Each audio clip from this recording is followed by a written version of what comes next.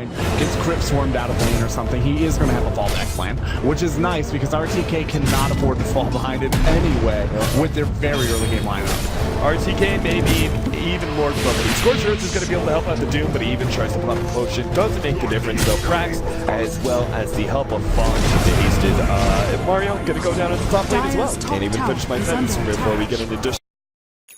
Really like it as well. I think the extra damage as well as stun on the ice path is more important than the small amount of damage you get from dual breath, which is a really obnoxious challenge just because it doesn't seem to have a real impact. Bottom lane, they're going to try and go on the Doom. Now he does have Scorched Earth, turns around, Doom's up, Rack.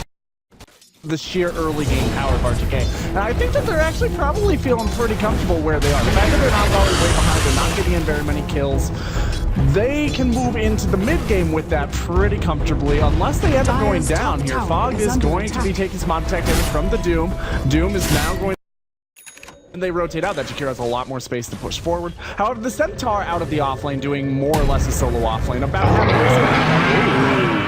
Destroyer's going to be chased down here by the Sam. He tries to dodge what damage he could. Put some damage onto Fog, which may actually result in a kill here. Turns around, hits Brax, is going to die, but Brax and chase away the Abyssal. They go in pretty deep here. Degenerate still has the Doom on hand, but it's making a very, very slow take. Abyssal needs a couple more right clicks. They can't quite finish him off.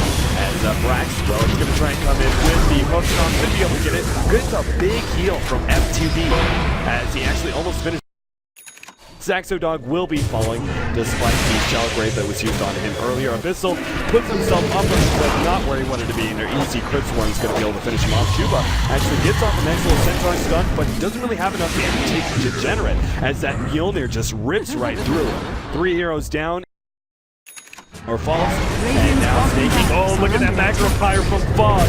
He's got the Aghanim and just throws it over the cliff. Two-man's going to be laid down. He's going to be in trouble. Cracks aims to finish him off, and now the rest of Navi just going to be able to take control of the enemy space here. Destroyer right into the tier 4s, goes ahead, lets himself get hit by a Tinker combination, and a little bit of extra damage and still locks himself away. Plenty of Fog has no interest in getting spells other than Size Pack right now either. It's so good on Rubik. There's no cast time at all. It's literally like 5 times better on Rubik than team fights and etc. I saw some signs of life, and I don't think it's beyond the realm of possibility that we go into game 2 and they come in with a different strategy and actually take and even up this series against Navi US. Yeah, I'd like to see them go with something just a little bit more traditional.